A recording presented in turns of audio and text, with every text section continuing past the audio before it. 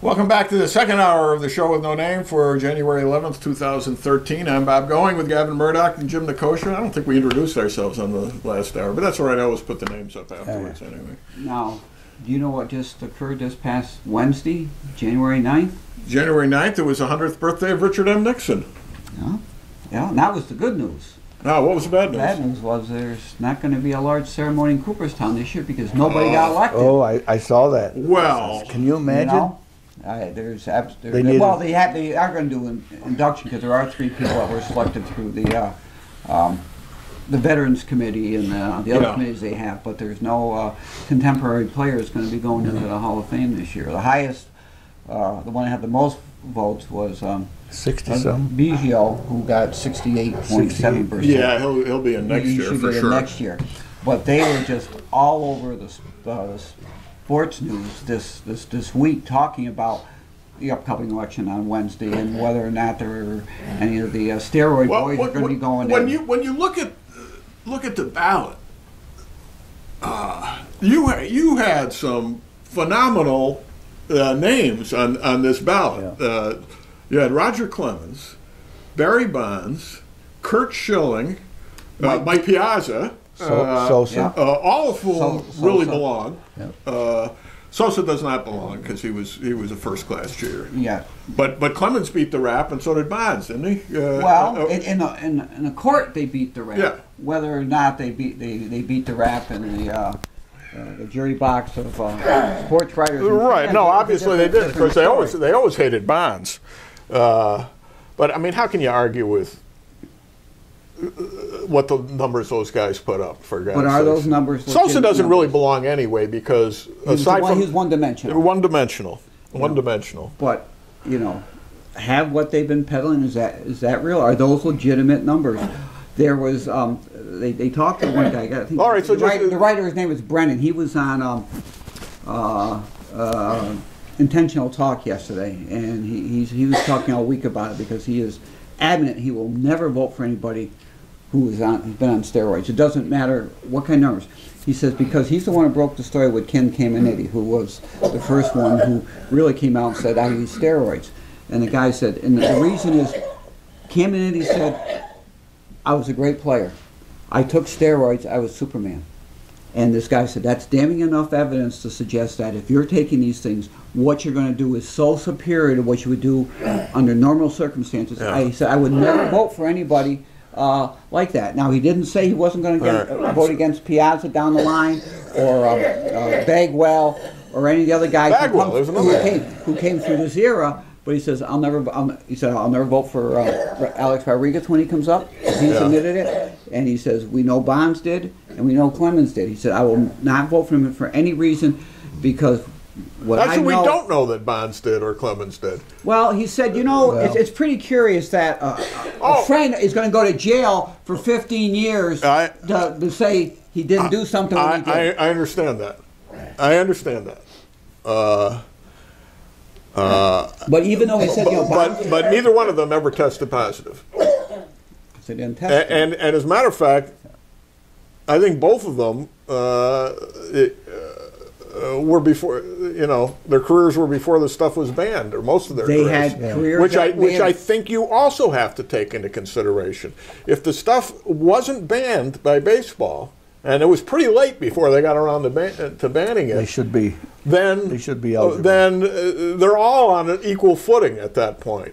During there, maybe they weren't all on equal footing because there were guys who were not doing this who put up some wonderful numbers, but they're going to be so distorted because of what these guys were able to do. I don't know, but who put up the wonderful numbers that wasn't on steroids? McGriff, 493 home runs. Yeah. He was in the top 5 in a number of categories numerous times during his career. Yeah. Yet his numbers pale in comparison to these guys that were jacked up. All right. Well, in any event. But next year is going to be an interesting class because next year you got Maddox, you got Glavine coming in. Oh wow! These are guys that are going to be. Maddox for sure will be a first-time Hall of Glavine, Famer. they shouldn't even bother voting. And Biggio said, "Look," he says, Santo I'm not upset. subito. He said, I'm not upset. He said, I got 68%. I'm going to study harder and get 75% next year. That's right. You know? And there are writers who traditionally have always voted in a way that to be a first-timer, You got to be head and Ruth. shoulders Well, that's right. above everybody else That's in the right. Hall of Fame. That's right. You know, with some of these guys Take out the steroid issue. Clemens and Bonds would have gone in without a thought. You know, but look at the Neither. I guess one point I wanted to make is neither one of those guys got anywhere close. They were both in the 30s, I think. So I mean, they're never going to get it. Well, that was one of the thoughts. But they were also talking yesterday that, you know, we're kind of living this era of entitlement, and a lot of these guys think, well, I should be a first-time Hall of Famer. And a lot of guys who are wonderful. DiMaggio wasn't a first-timer. Yogi Berra wasn't a first-timer. Yogi Berra was lucky to get in. Duke Snider wasn't a first-timer. Yeah. You know, Drysdale wasn't a first-timer. There's been a whole lot of guys that deserve to be in, but they weren't first-timers. And that kind of separates out the Hall of Fame itself. But on the other vein, the fact that you were elected to the Hall of Fame creates this aura about you.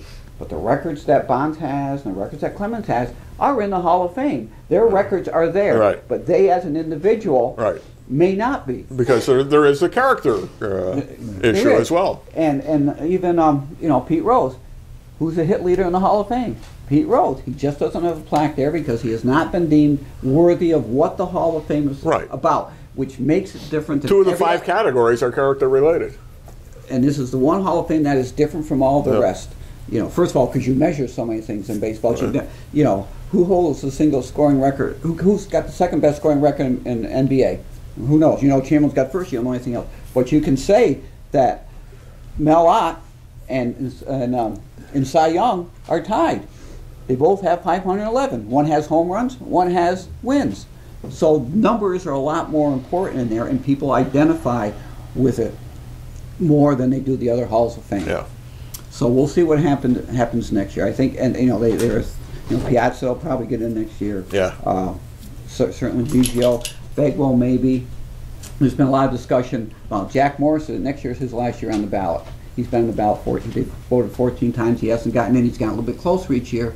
Next year will be his 15th time. Yeah, Jim Rice didn't get in until his last eligibility. Certainly. So I mean, there's still an opportunity for these guys. As more information comes out, maybe people look at things differently. You know, but there's some great. You know, Bernie Williams isn't on the ballot anymore. He was on 1 year. Yeah. He only got 3%. Yeah. I was surprised at some of the guys who got so one got 0.2%. Obviously, one vote out of 569. Some guy named Seeley got 1 vote. Never heard of this guy Seeley. He obviously played in major leagues, but you know. But also the now does absolutely everybody who's 5 years out get on the ballot, or is there still a restriction on who gets on the ballot? You have to have played 10 years. Yeah. To get on the ballot. After anybody who's played 10 years, 5 years after you retire, you can go on the ballot. So, but that 10-year cutoff makes a big difference. A lot of guys that come through for 5 or 6 years and drop away. Let me put an asterisk next to DiMaggio. There was a reason he didn't get on the first ballot, and that is they did not have the 5-year rule back then. Okay. And DiMaggio retired young, like 34 or 33 or something like that. So his first year of eligibility was right after he retired. And there was a lot of thought among the sports writers that even though DiMaggio was clearly Hall of Fame material, that they did not want to set a precedent where a guy gets elected to the Hall of Fame and then comes out of retirement and uses his Hall of Fame credentials to cash in. I haven't heard that. Yeah, and that's when the rule changed. It was really the DiMaggio rule at that point. They decided to make it 5-year waiting period, which they've only waived once, and they shouldn't have done it then, frankly, for Roberto Clemente. Oh, I don't know about that. Huh? I don't know about not waiving it. I thought that was. Well, no, look. Only because it set a precedent for people wanting to waive Thurman Munson when he died similarly. Okay, but Of course, if you're already dead, what does the 5-year rule mean anyway? But Munson wasn't a Hall of Fame. No, he wasn't, but the emotion of the moment might have carried the day. And then that was the point. So Clemente, of course Clemente was Hall of Fame. No question about it. No question about it. But keep everybody the same. You know, don't waive the rules. No matter how significant they are. Yeah, he was a great ball player. Yeah. What an era that was. Wow. Oh, it was huge. It was huge when those guys. You had Mantle, Mays, Aaron, Clemente, Gibson, Drysdale, Koufax, Spahn, Ford. I mean. And on and on and on. Yeah. And the entire Brooklyn Dodgers team. Just about. Just about. A lot made the Hall of Fame. You know, there's only a couple guys left from the '55 team. You know, Zim's one of them. Yeah. Unlikeliest of all, you know, and he has had the longest career in baseball. Yeah. You know. Yeah. And he's still going. Yeah. I guess, right? Well, he was up to a year or so ago. I know he's with what's it, Tampa Bay or the Marlins or one of those. 2003, American League playoffs going on between the Yankees and the Red Sox, and I'm up in Lake Placid. I'd gone hiking with my hiking friends, and we had dinner at one of their houses on Mirror Lake. And my friend has a 5-year-old grandson. And we sit down for dinner at the big long dining room table, and it's one of these great rooms that kind of wraps around. So the kid is off in the living room, but not far from us, watching the game. And after a while, he comes running in and he says, "Grandpa," he says, "Pedro Martinez just knocked some old guy to the ground." And we all jumped up from the table. And of course, that's when Zim went out and charged Pedro Martinez and ended up on his dupa. Yeah, well, he was he was a utility player his whole career. Zim, you know, even he might have been more if he hadn't gotten scalded and have to have a metal plate in his head. And he was the reason that they introduced batting helmets, because he was unconscious for 3 days. Jeez. And you know, but he came. That was in the minor leagues, and you know, he eventually made it to the majors and everything. But he was a batting helmet.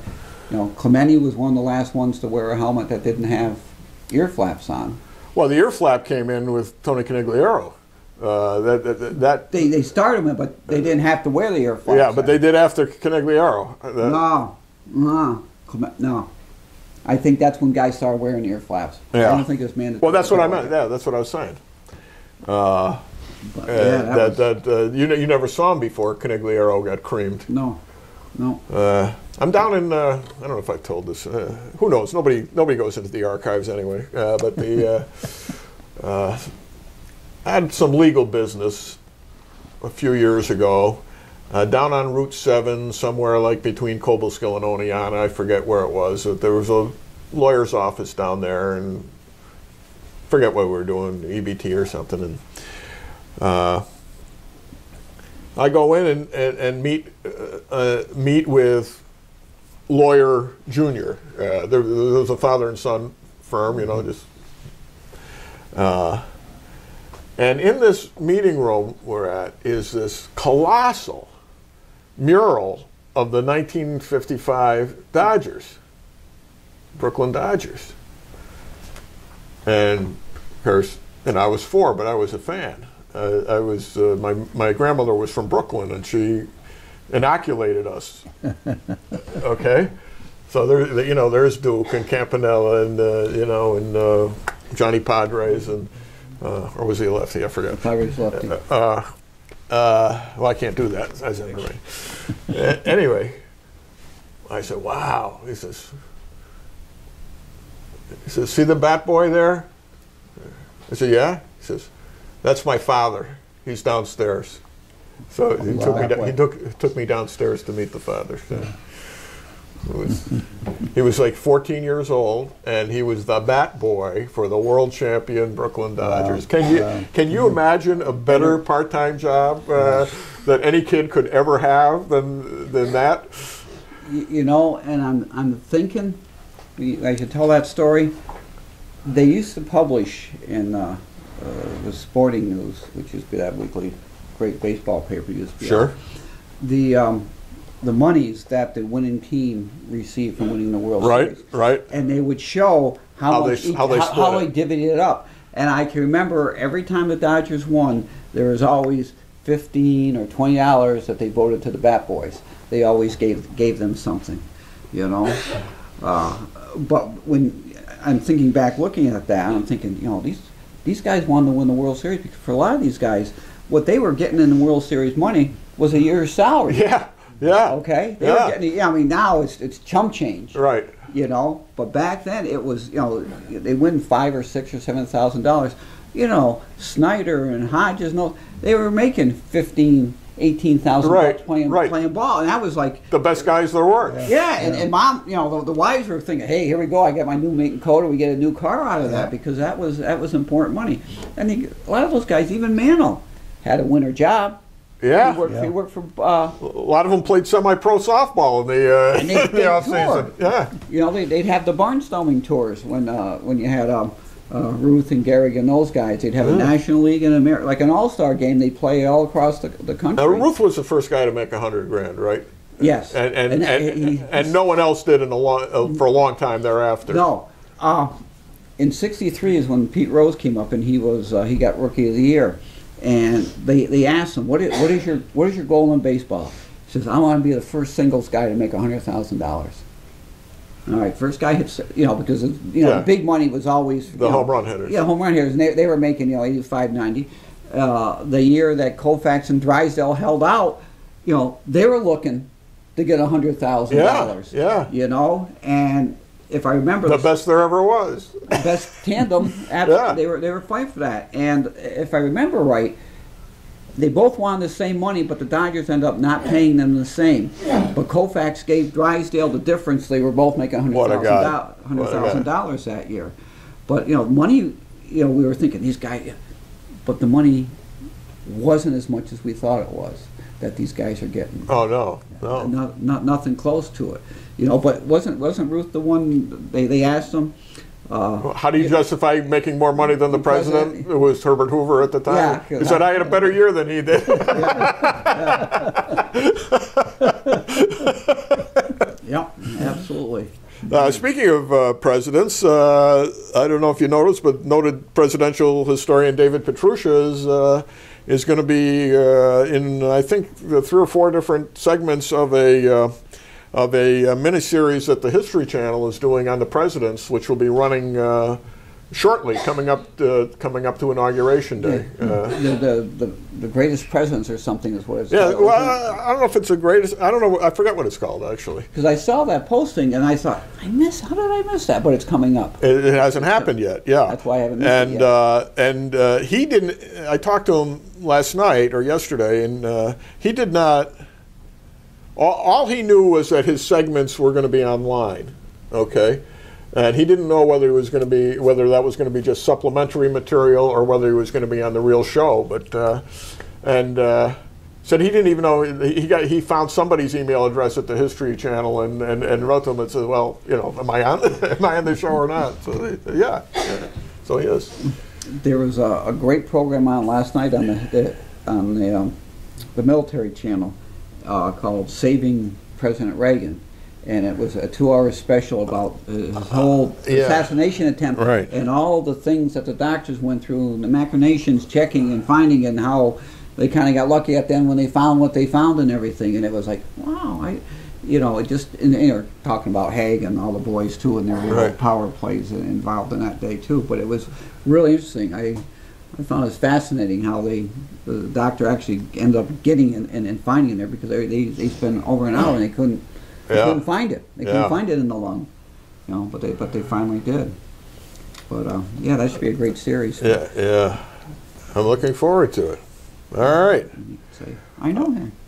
What's that? We can say we know him. He was on our show. He's been on our show a couple times. We had yes. we had him before the History Channel. Well, he's been on the History Channel before. Yeah. As a matter of fact, he did a thing on the History Channel on speakeasies in Chicago or something. Or no, the speakeasy. He must have done the New York segment of the speakeasies because it was when he had written the Rothstein book. Yeah, the Black Sox scandal. We went to 21 for lunch one day when I was in New York with him. It was a day when we had taken the megabus, and he'd gotten the super cheap tickets. Okay, $1. $1 each way. So we paid. Let's see. There's a 50-cent cover charge for each order. Okay, doesn't matter how many tickets, but for each order. So he ordered tickets both ways, from Albany to New York and back, for two of us, plus the 50-cent cover charge. So it cost us $2.25 a piece to go to New York. So at that point, you can have lunch at 21. It's where you saved it. Yeah. It costs less to go from Albany to New York and back than it cost at the time to go one subway stop on the New York City subway. So we go to the 21 Club, and I'll skip all the details how I embarrassed the city of Amsterdam by my gauche conduct, and my family and everyone who ever knew me, including you guys. So I can't tell you. I used the wrong fork. Oh. And the waiter came rushing. He called you on it? Oh my God. He called you on it, huh? Oh, really? Well, you used a salad fork. They came over. They took all the silverware away and laid down a new set so that I would get it right. Yeah. Just gonna be used as figure, yeah, I used. I said this. Use a salad fork for the meat. I said no. This can't be this. This is the salad fork. Well, I was wrong. There was another. Another three to choose from. There was another course in between that I wasn't aware of. I still remember the look on the guy's face, the look of horror as I picked up the wrong fork. Where's this hillbilly from? Yeah. Anyway, so we now I told the story. So as part of the deal, we got a tour of the wine cellar. And the I forget what you call the guy in charge of the wine, but the sommelier. The wine cellar is part of the old speakeasy. Okay, and he hands me this long thin wire, and he points to a spot on the wall, and he says, "You see that hole there? Insert the wire in there." So I insert the wire in, and it clicks something, and the door pushes open, and it's the door to the wine cellar. The first thing you see inside the wine cellar is bottles of wine that actually belong to other people that are kept there for when they come to dinner. Okay. In other words, they bought this stuff in advance so that when they, and here's Richard Nixon's couple of bottles of wine that at that point belonged to the Nixon estate, and other famous people floating around. Then you go through the wine cellar, and it's like Guys and Dolls. You step over this big sewer pipe, and then you get into this private room where there's a table that seats about 30 people, and over on the side is Jimmy Walker's booth. When he was mayor of New York, he used to go down to the speakeasy and stuff like that. The cops never found this place because of they would rip the place apart. But what they did was they bought the building next door, and the wall opens up into the next door building, which looks like from the outside like it's just an apartment building, right? Just your standard brownstone. It's great. What was my point in that? That was your segue for the next segment. Can't be. No, that was you interrupted him when he was going to go into another subject, and you started talking about baseball. They went to, and then they were talking about Petrusia. Yeah. Oh, yeah, that's it. That's it. So the guy. The wine guy says to us, this was featured in the History Channel series on speakeasies. And David says, I was on that show. And then they start talking. Everybody turns out they'd both been on the show, and they talked about their experiences. Yeah. Yeah. Anyway, there you go. We'll be on one of those shows one of these days. Somebody... The wine steward is called a sommelier? Wine steward. That's good enough. That's close enough. It's called a what? A sommelier? Sommelier? Oh, that's too fancy for me. That's Japanese. No. Yeah. I think it's a French. It's a French guy. This guy wasn't French, I don't think. He's a wine steward. He was just a wine All right, steward. let's change the subject. A little resolution popped up in the last Common Council meeting that I thought would interest you, Jim. That's what we were going to talk about. And that was a resolution for the city to contract with the Canal Corp for the maintenance of the new $16.5 million bridge, or whatever it is. Yep. I've lost track. What is it, 14.5? 16 million, 16, 17, something, whatever. 16. It's gone up a couple million. It is 16.5, Which isn't has it? gotten bigger. Yeah. Whatever. Gotten wider. Whatever. You will recall from the very beginning of this, we pointed out, the city has never agreed to do anything with respect to this property. Right. I don't know whether you were in or out at the time that it came up. When Joe was mayor, Joe Emanuel was mayor, and all of a sudden, the bond issue rushes through the legislature, and in this bond issue is this commitment to build this bridge to nowhere in the city of Amsterdam. This never went through the Common Council, never went through the mayor's office. Nobody got any input from city officials whatsoever, right? And all of a sudden it's on the ballot, and where did this come from? Well, now then it passes, and it went down overwhelmingly in the city once people found out they were wasting their money on this. And yet it just keeps going. And they kept lying about it, saying you can't change it, which was a lie. That's right. They kept saying it would connect Main Street with the South Side, which was a lie from the beginning. They knew that wasn't so, and yet they continued to lie about it. The Common Council of the City of Amsterdam, that you were on, votes, I think unanimously. Wills might have voted no, but I don't think so. I think it was a unanimous vote. The original. To reject the idea of the bridge and to come up with an alternative on what to do with this money to develop the waterfront in the city of Amsterdam that included building a pedestrian walkway between the Riverlink Park and Guy Park Manor, using the existing bridge or the existing lock dam at Guy Park Manor to link the west end with the bike path and the tow path on the south side, which would then link the west end directly, pedestrian or bicycle, with the south side. Develop the tow path, or at least clear the old Erie Canal area to connect with the south side. Develop footbridges to the islands in the river, which are kind of opposite Riverlink Park, and maybe connect with the island across from Guy Park Manor. Extend this walkway the length of the city and through the East End. Make it like the River Seine in Paris or the Thames in London, where you can actually walk along the river and these wide sidewalks and piazzas and all that stuff. Yeah. All of which would have cost maybe $3-4 million altogether out of the $16 million they had set aside. And then you say, give the rest back to the state. We don't need it. When we're all done, you have a fully developed river. Oh yeah, we were going to power it with a green hydroelectric station at the lock that would light the walkway all the way down, right? No. And this passes unanimously, signed by the mayor, sent on to the state, where it's promptly ignored. Now, the city of Amsterdam has never, ever done anything to approve this bridge.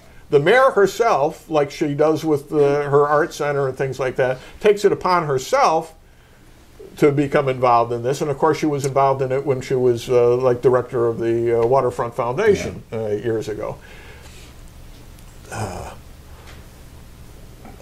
So now, for the very first time, there's something that would connect the city with this bridge. And that is this resolution that we're just going to rush through the city with. When this first passed, this bond issue first passed, we had a meeting in the mayor's office with a couple of people, I think somebody from Saratoga Associates, but I specifically remember Paul Tonko being there because this thing just sprang from his brain. Yeah. It was entirely a Paul Tonko project from beginning to end. And he was still the assemblyman at the time, and we meet in the mayor's office, and I think we had the city engineer there and a couple other people. And he's explaining the project and his vision and how he wants to be able to have a nice area where he can read a book in the middle of the river and put all these cultural icons in there and tell the story of the Indians and the immigrants, and we'll have a station for the Lithuanians and all this stuff. This is his dream. Vision. That was his vision, his dream. I said, Paul, is this bridge going to go to Main Street? Well, no, there's not enough money in there to take it over to Main Street. Well, what's it going to connect to? Well, the north bank of the river. And that's it. At the time, you couldn't even Get there from here. That was it. I asked that question at the Literacy Academy when they were all there. Yeah. As well, he says after we built, then it's going to be up to the city to figure out a way to get off that bridge. Well, actually, it wasn't even, they didn't even bring that up at that time because I remember Mario Villa asking the question, is it true that this only goes to the north bank of the river? Well, we haven't finished our plans yet. Baloney. I knew about it 2 years earlier. Yep. So then I said, well, who's going to maintain this bridge? Well, I assume the city is, Taco says. Where's our agreement to do that? That's what the resolution was last. Yeah. So all these, this can't be stopped. It's inevitable. It can't be stopped. It can't be stopped. It can be stopped right now. All that has to be done is a common council Say no, they're not going to say no or just table it indefinitely. No, they just say no, we're not going to maintain it. Right. Now, the city has got nothing to lose by doing that. One of two things is going to happen if the city says no. A, this money won't be wasted on this boondoggle. And or B, they build it anyway and the Canal Corp gets stuck with maintaining it. Exactly. In which case, it's let them do whatever the hell they want with the state taxpayers' money. But remember with the river. Let me ask you, do you think the mayor of the city of Amsterdam right now could tell you what the annual cost for maintaining this bridge is going to be? No, but she's going to put drop boxes on both sides where make a people donation. can make so donations. people can make donations. Because they Those do hundreds that. of thousands of people. They do that somewhere else. Right. At the top of which her plan is to have all this greenery growing on there that would have to be taken care of. Yeah. Yeah. No, we got a hose that long it's going to reach. If you remember when they did the Riverlink Park and they sent the contract to the city, and I says, well, I don't like this contract. I said it at the council meeting. Oh, Corporation Council at the time says, oh, he says, that's standard contract. He says, you can't deviate from it. I said, really? I called the state. I called the Canal Corp, and I forgot the girl's name. She said, oh, yeah. She says, we can have a meeting and we can change things. So they set up a date to come to the city to sit in front of the council, and we're going to go through the contract. I think I had 7 or 8 changes that I wanted to make. She gets there and they start to open the meeting. And Bill Will says, I've got some things I said, wait a minute, Bill. I said, I called this meeting. I says, here's my ideas. He had all the same things.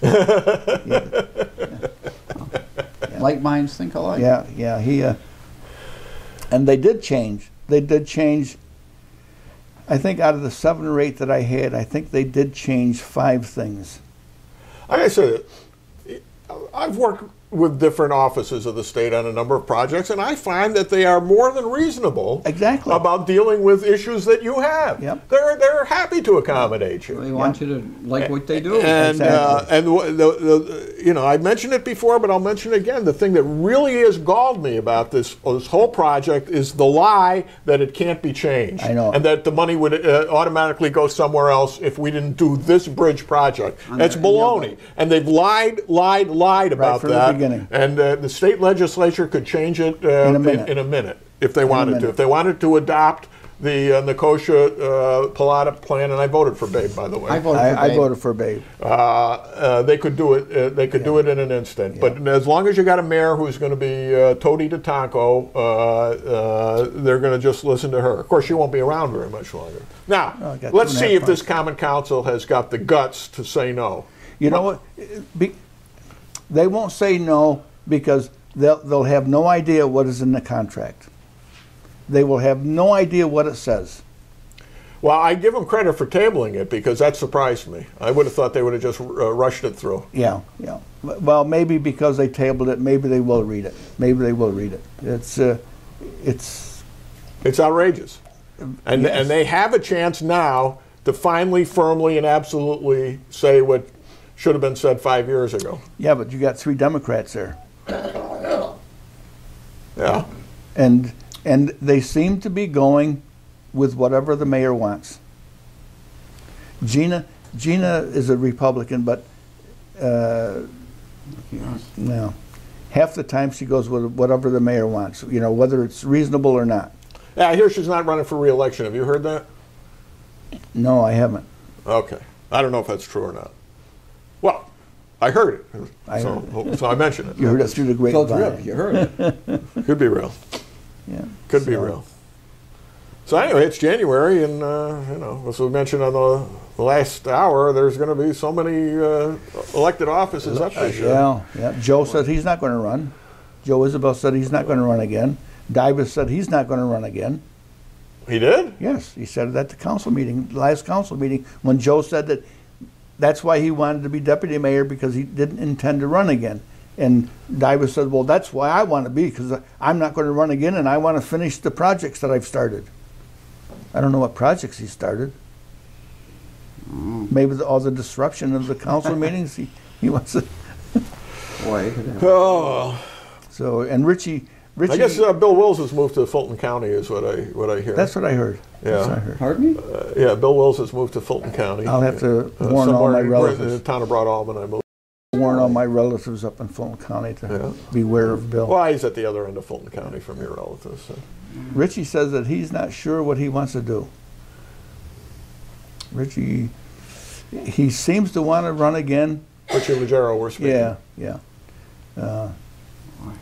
So we'll see what happens, what shakes out there. We rub-a-dub-dub, a whole bunch of new men in the tub. Then next And year, women. huh? Valerie probably don't want to run again. Well, let's see. Who do you like for county executive? Mike Chayar. Mike Scherer. I told him Hey, that. Mike, I told him I'm that the telling other you, day. come on out. You got to run. It's your obligation. It is. You got to finish this process out. You got it started. Lead us through it. Yeah. Show us that it works. He didn't say he didn't want to run. What? When I told him, he didn't say he didn't want to run. He didn't? No. He keeps telling me that. Did he? By the way, he does not watch this show. He does not read my blog. He doesn't get Facebook, so he has, I he don't has know. absolutely no idea what we've been doing. I don't know. I don't know. Well, you think he does? You think he is aware of it, and he's just I playing don't- dumb with me? Yeah. I think he doesn't want you to know what he knows. Ah, what a rascal! What a rascal! Since we were last here on the cultural front, the wife and I and Anna went to see our son James' latest family movie, the Texas Chainsaw 3D, and I'm happy to report it finished as the #1 movie in the country over the weekend by a long shot. I saw that. So he's finally working on a big hit. Very good. Big hit. Did you get to see Lincoln? Well, no. We had it was playing at the same theater, of course, and we had the opportunity. Could I go see that Les Miserables? A couple other things I wanted to see, or shall we go see? My son's work. All right, So- I got you. All right. So, and even then, you take we always snap a picture of the credits at the end, but it's in 3D, so his name comes out fuzzy. So Anna says you got to put your 3D glasses on to see this. Where'd you go see it? Up here at Emerald Cinemas. The nice, Joe Tessero and Bruce Wendell are the partners in the theater, and Bruce is always there when we go up. Joe's usually there too. He works a long day. He's down at the on the mall all day, and then a lot of times he's making popcorn up at the other place. My son runs it. Popcorn up there. They do. They have everything.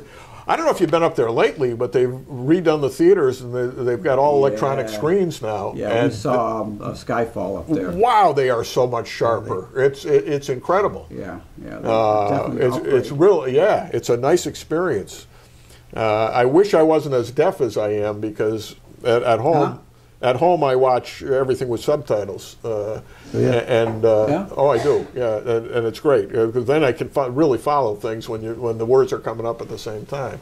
Can't do that in the movie theater, at least not yet.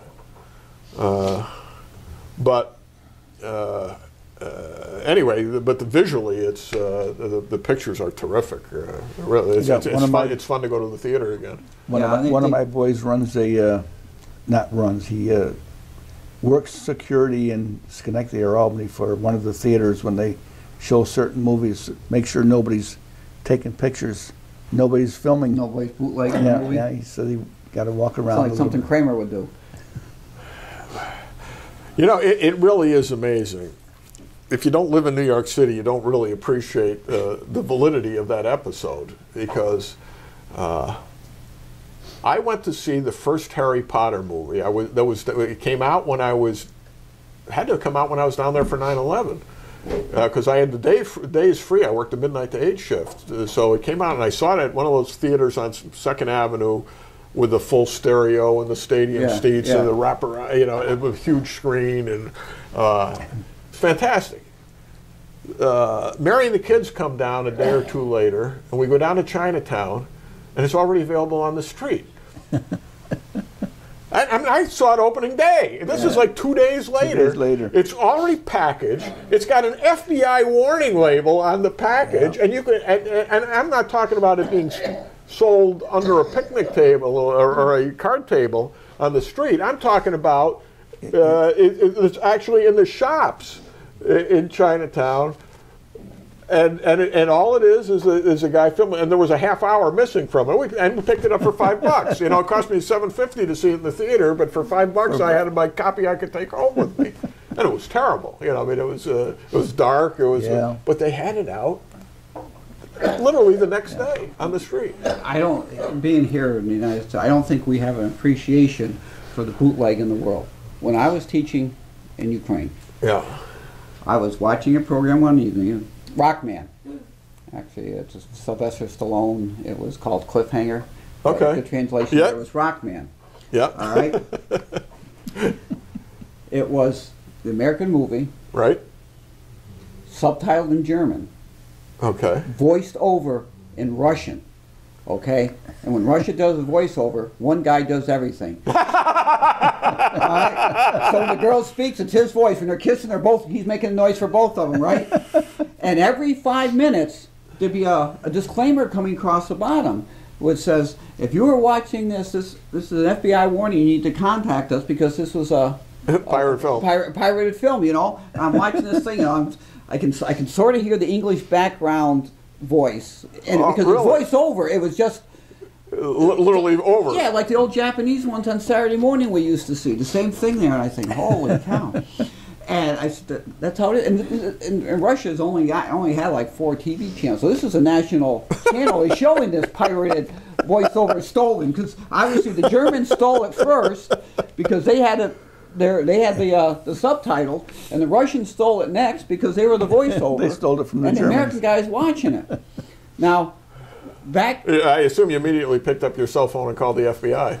What cell phone? Oh, okay, that's I didn't right. have a phone in my apartment. Okay. Okay, so I couldn't. Oh, this was some years ago. This was some years ago when I was teaching there, yeah, back in the 90s. And the other big thing back then was Whitney Houston. It was, I Always Want to Love You. Yeah, I Will Always Love You. And the kids, whatever. The kids in class really liked it, and I said, well, I'd like to get a copy too. And he said, all right, no problem. So I go down to, with Sergey, go down to the kiosk, and I go in and I said, I'd like to buy a cassette, because they didn't have this back then, a cassette of Whitney Houston album. And he said, all right, it's going to cost you, 20 rubles. I said, all right, but you got to come back tomorrow and pick it up. All right, well, if you're going to order it, and I'll get it. I go back down the next day, and I get it, and it's just a little black cassette, and I I said, what? This is it. I'm taking it. I played it. It was bootleg.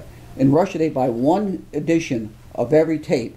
And then all I do is copy it all over the place, you know. So when these people are talking about the money they lose in revenue because all these pirated copies, you know, they're true in the rest of the world because they just don't have any rules. Right. And nobody, and it's openly not followed. Right.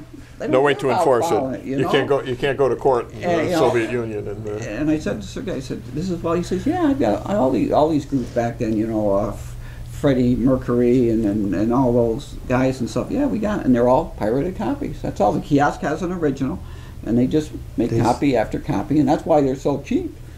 And but you can't get them on the spot because they have to spend. Because they have to. You got to go home and copy. Got to go home and boot it. You know. Wow. You know, there's a guy we go see in New York. You got a guy in New York? There's the guy in New York on Union Square sells videos. I didn't know you had a guy. And you tell him what you want. And he has a tremendous collection. It's probably better than the one Manfred's got in the basement over there. But if he doesn't have it, he'll say, "Come back next Wednesday," you know, and it'll be there, or he'll just get it. And the next time you're down there, he has it. I didn't realize you had a guy. I have a guy. You have a guy. I got the World at War from him, the entire series. From your guy? Really? From the guy. I mean, I'm assuming that it's all legitimate. Don't ask, don't tell. Yeah, that's right. Some classic silent movies that are, you know, rarely available. How do you dub a silent movie? Well, it's easy. Didn't you ever see Singing in the Rain? I heard it. I didn't see it. Oh, yeah. Well, go watch it. It'll tell you how. You can dub a silent movie.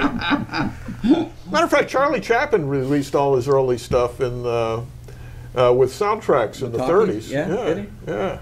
You can watch. Occasionally they show on TCM the somewhat talky version of the Gold Rush, where he does all the narrative. That's where the Russians learned it. One guy does everything. That's right. Oh, I don't know. Did I tell you about taking? I think it was the last time we went to Europe when we went to Zurich. Yeah, it had to be because we were on the German airline.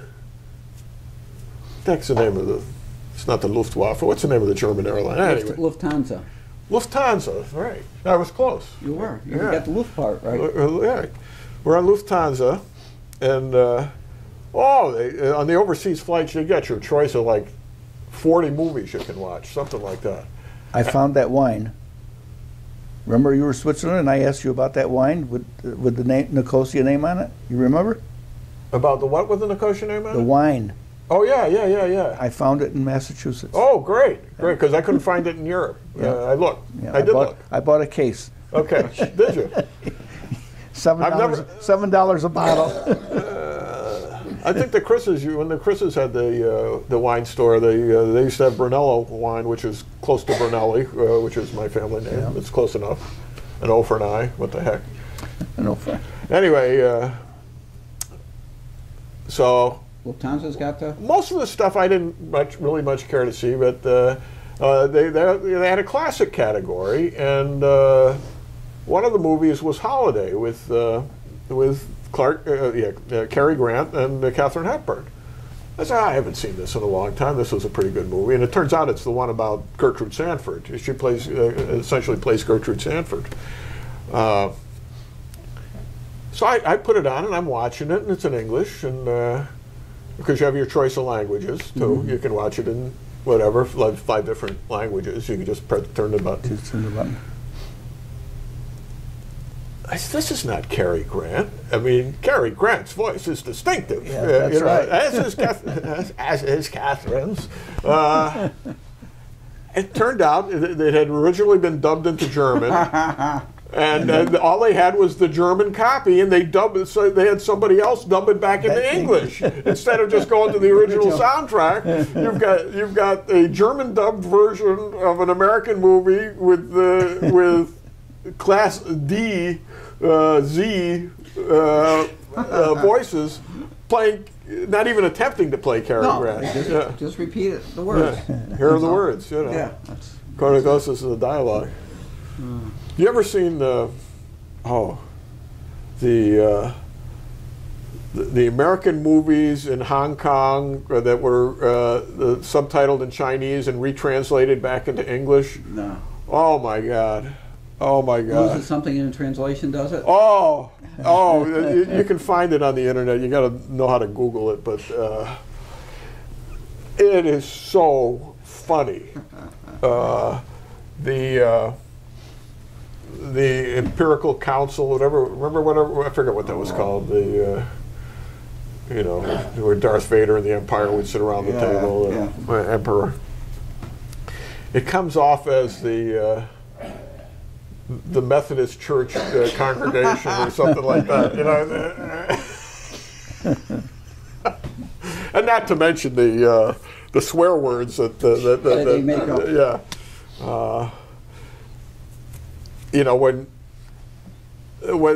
they automatically translate a word like "do," you know, you do something. Part of their translation is the American euphemism for like, yeah, I did her, you know, and it comes out with the F word, you know, so the do stuff, you know, when you make or do something, it comes out as, you know. And of course, if I'm making an Imperial fighter, all of a sudden you're having carnal knowledge with Imperial. Anyway, it is absolutely hilarious. And the lips don't match anything. Well, no. So I mean, you're talking, there's no sound. Right. You're not talking, and the sound comes out. Right. Yeah, right. that's how the Russian was. Right. I saw Star Wars in French one time when I was up in Plattsburgh. I was picking up one of the Montreal channels.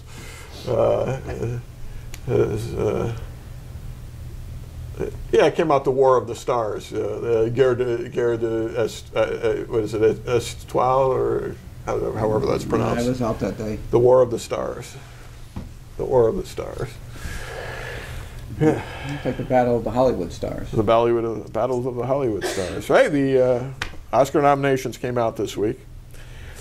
And and all the stories I read this morning were about people who got screwed out of nominations. And they're talking about, we don't understand how this movie can be nominated for Best Movie, but the director's not nominated for Best Director. Yeah. Well, you know what? There's an easy answer for that. They now nominate 10 movies for Best Movie, but only 5 for Best Director. Yeah. So 5 of them are going to be cut out no matter what, if not more. So it's a natural thing. Yeah. Usually Best Picture and Best Director go together, but not always. Remember Bob Fosse got Best Director for Cabaret the year that Francis Ford Coppola should have been getting it for The Godfather. Yeah. Godfather runs away with everything, but the director who made it gets nothing. I haven't seen any of these movies that are being nominated. Oh, the one just came out last week. Oh yeah. Zero Dark Hour. Well, as a matter of fact, that hasn't even played except in limited release up until this weekend. I think it's opening nationwide. You know, and anything that was shown last April, you don't remember about, so it doesn't. You know, it's true. It seems almost everything that was nominated is very recent. Very recent. Now that we do the Wednesday movie night here on a regular basis, we generally, last year we ended up seeing, I think, all 10 of the nominees. Yeah. Not before the Oscar show, but eventually. If not, we came very close, 9 out of 10 maybe. And actually this year, this is a good crop. I mean, most of those movies I really want to see anyway, which isn't always the case. I think it's silly nominating 10 though. That's just that's just a commercial thing. Yeah. When they do that, I don't like it. I don't like it. So have you seen any of them or no? No. Well, Skyfall's the only thing. They were up for. But they weren't up for Best Picture. They were up for other stuff. Yeah. Yeah, we don't go to the movies very often. Reno, wait till they come on TV. Well, they come out in like 2 weeks after you see it in the theater. I mean, we just saw the last movie before we saw this one was that Clint Eastwood won Trouble with the Curve. It wasn't that long ago, and it's already out on DVD. How was that? I liked it a lot. you? Yeah. You probably like Moneyball. I like Moneyball. Oh, we watched. As a matter of fact, Mary just went and bought Moneyball. We had already seen it, but let me tell you, seeing it a second time, it's a great movie. That is a great movie. It really is. And Trouble with the Curve is just kind of the antithesis of that, because the Clint Eastwood character is just the opposite of the guys with the computers. Yeah, yeah. Hey, I know. Do you get the baseball channel, MLB channel here? Do I get all the baseball? No. Do you get the baseball channel 621, the MLB network? Oh yeah, well, yeah. I watch it in HD. Well, of course. Monday night they've got a movie about Ty Cobb's going to be on. I think Tommy Lee Jones plays Ty Cobb, so you might want to catch that. I was wondering what they did in the off season. Yeah, they're going to be doing every Monday from here to opening day. They've got baseball movies. Cool. Is this a new thing? Yeah, that'll be the first one they're going to be showing. Well, he must be playing an old Ty Cobb then. Well, it's kind of like Ty Cobb at the end of his career meets this writer who's going to write his autobiography, and he kind of goes back through. You know, it's funny because they've been talking a lot about Cobb this past week because of the Hall of Fame and how, you know, his character didn't necessarily meet up with the standards, but that application of integrity and everything is an interpretive. You can choose how you look at that. Was it on the field he was a miscreant? Well, you slide your spikes up, I guess maybe you are, but that was how a lot of guys slid back then. Well, they either threw him out or they didn't. Yeah, you know. They either say don't do that or they don't. Yeah. So, but anyhow, that's going to be on Monday night. I think it's on at 8:30 Monday night on. I remember when he died. I remember Ty Cobb being alive. He died back in the 50s. 61. Was it that late? Yeah. I thought it was earlier. No, it was 61. Yeah. I don't think he was all that old either, because, I mean, he played into the 30s, didn't he? No. He didn't make it that long. I think he did. I don't know. I'll check that out. We'll see. We can let the audience know next week whether he played back into the 30s. I don't think so. I think he was gone by then, but we'll see. Not awfully. Just before Bob Feller died, they had an interview. I think Bob Costas interviewing him on the Baseball Channel. Just a terrific interview, because he was 17 when he came up into the major leagues. I think he had 20-some wins when he was 17. I mean, he was just absolutely phenomenal. But he was in his 90s when he does this interview. And he died not long afterwards, but he was in perfect health. And he's talking about the modern players and everything, but he's also talking about Ty Cobb giving him advice and stuff like that. So he covered the entire modern era of baseball. Yeah. Ruth was still around. He had talked to Ruth. And it's just I think he pitched against Gehrig, didn't he? Or close to, it was close, because he came up in the late 30s, and Gehrig played until 39, didn't he? Didn't he go out in 39? Yeah, he did, but I don't think Feller started in the early 30s. Feller wasn't pitching in the early 30s. Not in the early 30s, but he came up in the late 30s. In any event, I'll check that out. So. We'll have to check that out. If they didn't overlap, they came close. Yeah, but I mean, you're right though. I mean, he saw all the everything, and that's why it was such a what an interview. Baseball. What an interview that was, because jeepers, he pitched into what? Did he pitch into the 60s? No, late 50s. The 50s anyway. I remember watching him. And he was there every year at the Cooperstown induction. I'm almost positive that I saw him pitch in an old timers game down there.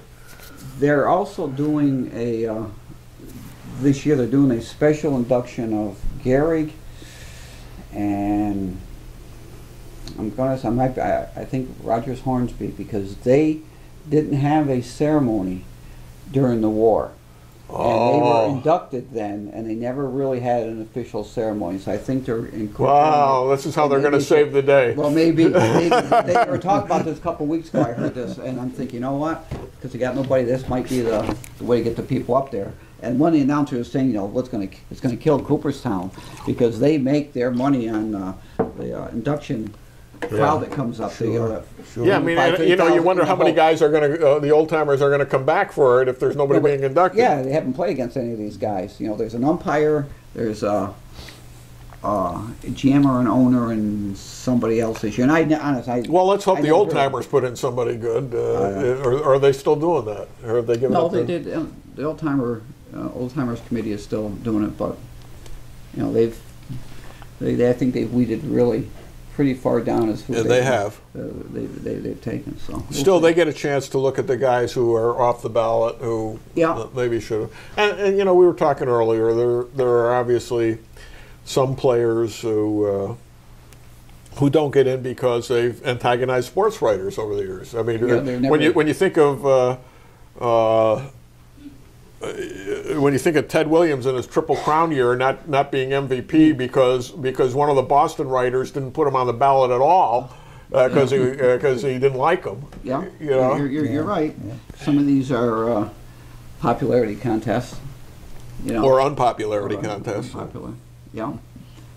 And they were talking too. If integrity is a disqualifier for the Hall, is integrity a qualifier?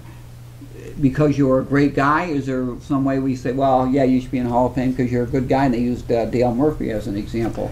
And he's a great guy, but you got practically 0% of the votes on his time on the ballot. But everybody liked him. Well, I don't know. Well, look at Mattingly. He's off the ballot. He's off the ballot. Bernie Williams is off the ballot. Now, after one second. One time. He's off, and so is Kenny Lofton. And they were going over their stats last night on the. And I remember Mattingly in his prime. There was no question that he was going to the Hall of Fame, right? Yeah, he was. There was no question. But his career got cut short, and. Yeah, that makes a difference. Are you one of the best of your age? Yeah, he was. Yeah. But then you get somebody like Koufax, who was dynamite for only 5 years of his career, and boom, he was the first ballot Hall of Famer coming in. So, but there's dynamite and there's H-bombs, and he was an H-bomb. He was an H-bomb. I mean, when you have the kind of dominance he has, the rules go out the window. Oh. Yeah. I mean, there was no standard to compare him to. No. I mean, the innings, 380 innings. I watched that 63 series on the baseball channel. And you think you remember how good Koufax was until you actually see him again. And holy God, there is nobody compared to him since. Yeah, and yesterday had the '65 Dodgers on. They had the 1959 59 season and the '65 season yesterday. They showed the Go-Go White Sox from '59, and they showed the Minnesota Twins in '65 along with the other teams in the league. And you're right, though. There was just no. He was ahead of his time. Oh Lord! But that made 360 something. But the greatest game ever pitched wasn't his. It was Marichal and Spahn. They pitched 15 innings, both of them, 1-0, and Marichal wins. The other guy that was great, and that was and the last time I was in Cooperstown when the ball players were there, Marichal was one of 12 guys sitting at the table signing autographs. Yeah. There was nobody in front of him. Really? They didn't even know who he was. All these people are lined up for Yogi Berra was there, and Duke was there, and Marichal, who was the most dominant pitcher at the time. Well, of course, Koufax. But he was, and I always hated him because, first of all, he's a giant, and he hit Johnny Roseborough over the head. Last year they had a program on the baseball channel interviewing. They did a whole thing on that incident in '65 when Marichal smacked Roseborough, and a lot of the interview was done before Roseborough died, and he says we're friends. He says I go down every year and play at Marichal's golf tournament. And he says it was over, and I said, well, you know what? The guy gets hit, can forget about it. I guess Marichal's not a bad guy. And so you're willing to let it go now, too? I'm let it You're not going to hate him too but- many more years. No, but I couldn't. I mean, it was, and it cost them the great game because after that, Colfax gave up a home run to Mays. They lose 1-0, and and they went down to the end. And Spahn was probably more toward the end of his career. Spahn was when he pitched against Marichal. Yeah, he was.